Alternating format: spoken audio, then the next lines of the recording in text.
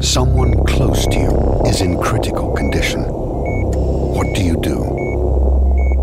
Do you organize a fundraiser or kick off an awareness campaign?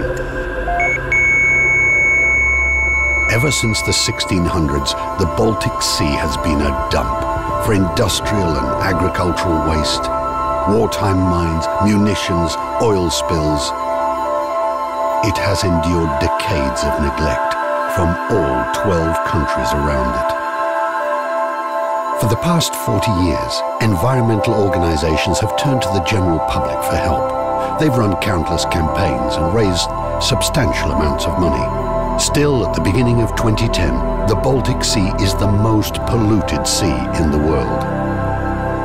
A critically ill patient requires the immediate and committed help that only professionals can provide, not fundraising or awareness campaigns. In 2009, the Baltic Sea Action Group and Taivas set up an intensive care unit to save the Baltic Sea. The time was ripe for a new benchmark in environmental action. We needed a lot of influential people to commit to helping the sea, people who could really catalyze change quickly. We wanted true commitments, not empty promises. Ilkka Helin, a key player in the Baltic Sea Action Group, set the ball rolling. His invaluable contacts were able to secure the involvement of the President of Finland, Mrs. Halonen.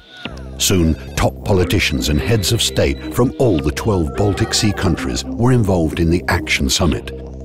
Once the attendee list was made public, big companies also became interested.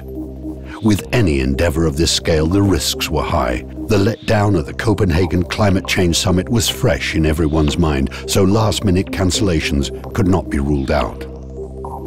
Nevertheless, in February 2010, only 9 months after the initial decision to stage this new kind of summit, Helsinki was welcoming key political and business leaders from around the Baltic Sea. Even the Prime Minister of Russia, Vladimir Putin, showed up. The Baltic Sea Action Summit showed the world that smaller countries and private organizations can act without having to wait for major international players to react.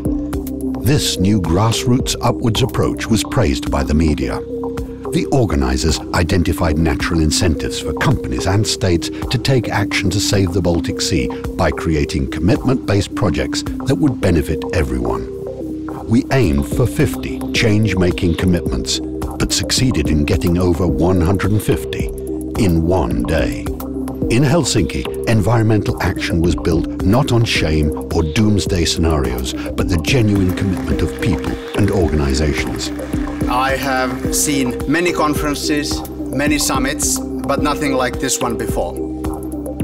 They, like the doctors and surgeons in an intensive care unit, will keep the Baltic Sea alive for future generations.